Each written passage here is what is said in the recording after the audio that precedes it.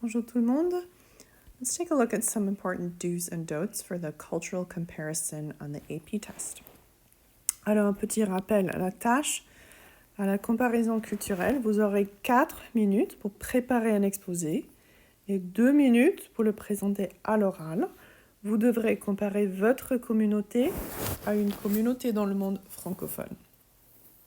You've practiced it before, but let's go over some important advice, some of which you are already familiar with, some of which might be new to you.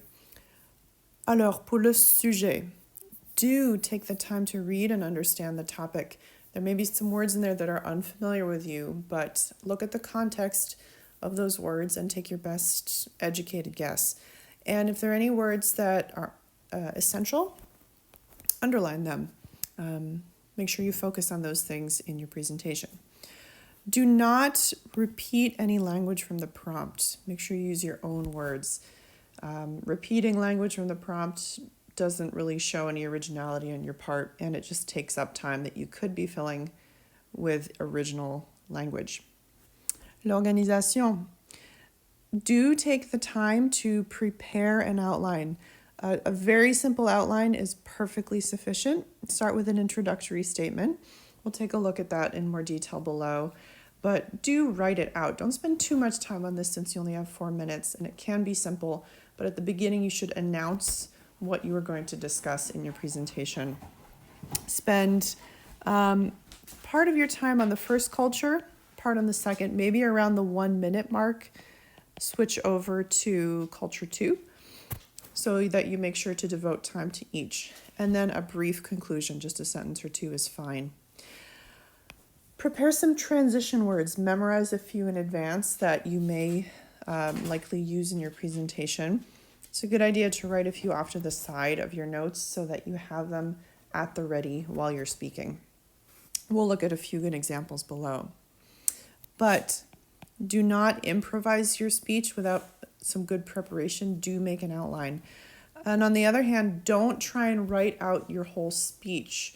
Write out maybe the introductory statement and just make an outline with some bullet points. 4 minutes is really not enough time to write a whole 2-minute speech in French. Le langage, some important points for language.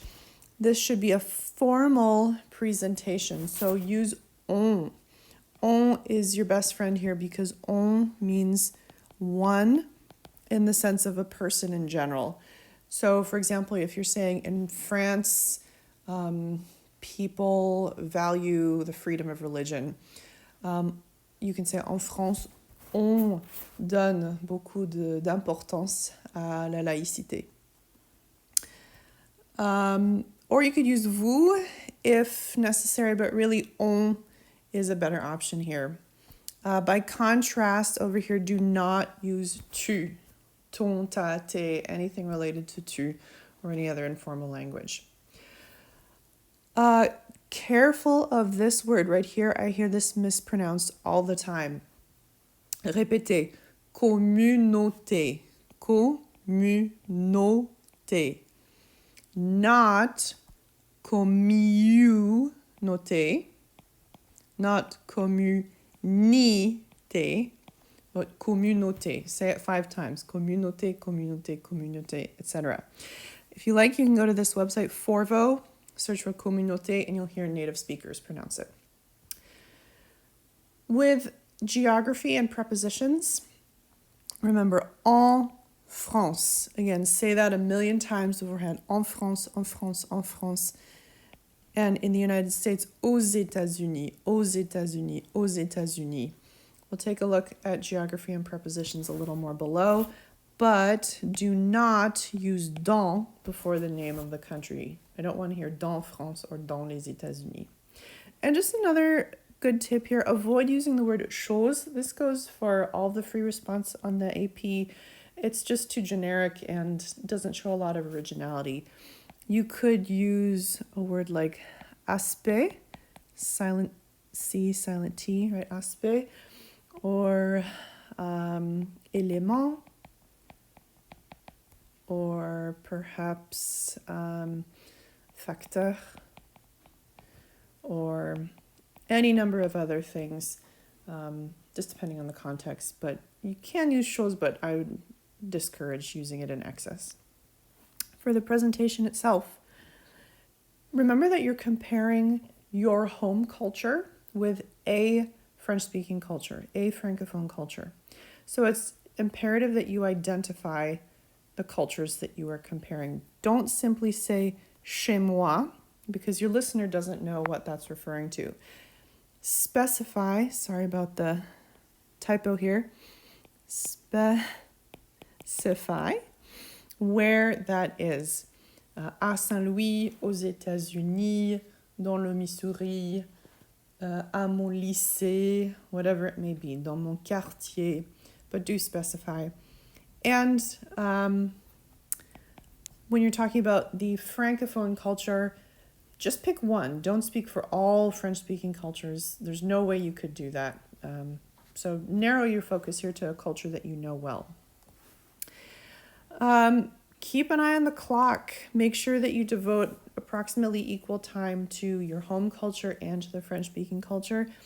Do not devote so much time to one that you neglect the other.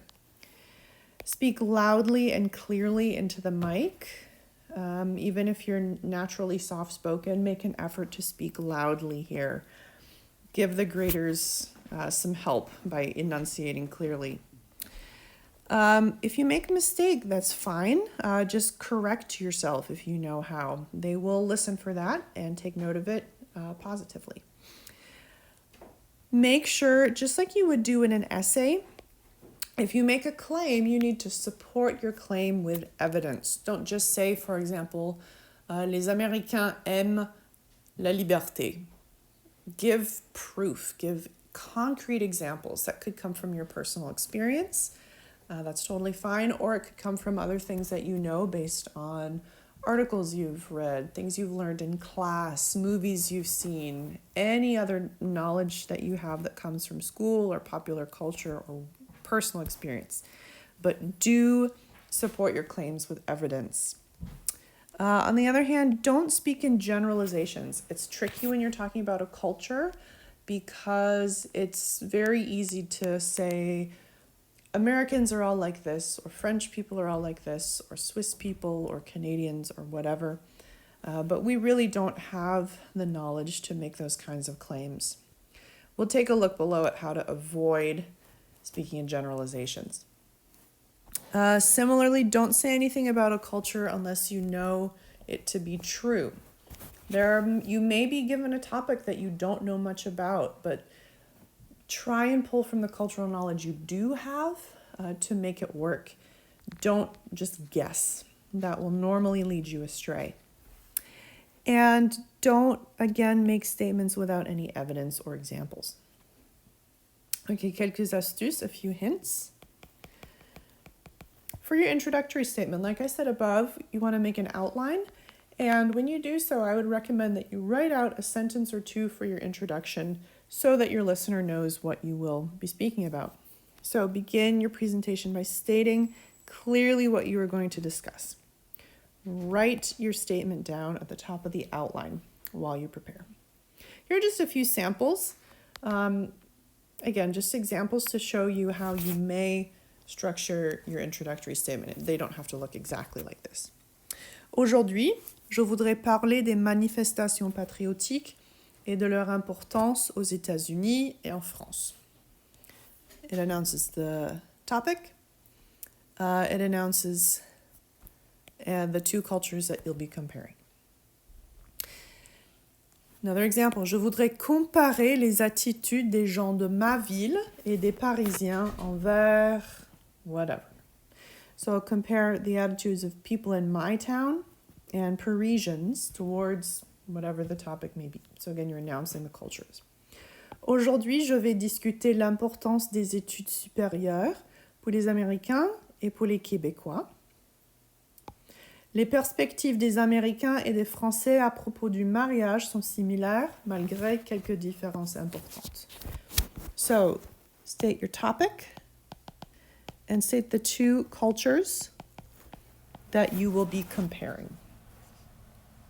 Transition words, again, memorize a few, write them down as you're making your outline. A few compare and contrast words. Par contre is however or on the other hand. Cependant, néanmoins, pourtant, all mean however. En revanche, on the other hand. D'un côté, de l'autre is on the one hand, on the other. Careful in French to say on the one hand. You don't say sur une main or anything along those lines. They don't actually refer to hands to say one hand on the other. Malgré is despite. À cause de, because of. When you're organizing things, ordering things, d'abord or premièrement is firstly. Do not just start a paragraph with, let's correct this here. Premier, blah, blah, blah. Okay, premier is an adjective, like le premier livre, the first book, le premier jour, the first day. But it's not a transition word like firstly, comma, I would like to talk about blah, blah, blah. That is premièrement. Deuxièmement, troisièmement is secondly, thirdly, etc. Ensuite, next, puis, then, finalement, finally. To wrap things up, on voit donc que, as we see therefore that, and then you resume your points. Il est clair que, it's clear that. En somme, en conclusion, pour finir, to finish. A couple more things. Prepositions with cities and countries. To say to a city, at a city, in a city, we always use à. À Saint-Louis, à Paris. Easy enough. With countries, it gets a little more complicated. A masculine country, to say to, at, or in that country, we use au. In Canada is au Canada. In Senegal, au Sénégal. For a feminine country, en. This also applies to countries that begin with a vowel sound. En France, en Suisse, en Haïti. Again, not dans. And for a plural country, aux États-Unis. Once again, not dans. Not for any of these. Finally, we want to avoid generalizations when talking about cultures. You typically can't make statements that are true of all Americans, all French people, etc. So opt instead for phrases that sort of modulate those statements, that make them a little less general. So for example, instead of saying les Français, the French people, maybe you could say certaines personnes, certain people. Or you could simply say certains, like en France, certains croient que le gouvernement ne devrait pas, etc. Or you could say certains and then the group, certains Américains, certains Français. By the way, after these, you'll have a plural verb. Excuse me. To say certain Americans, certain French people, certain Canadians, certain Senegalese, whatever. If you want to say most, you could say la plupart des gens or la majorité des gens, la plupart des Américains, la majorité des Français. Again, with a plural verb, that's most people, most Americans, most French people. To say other people, other French people, other Americans, d'autres Américains. Certains Américains sont en faveur du port des armes, mais d'autres Américains sont contre.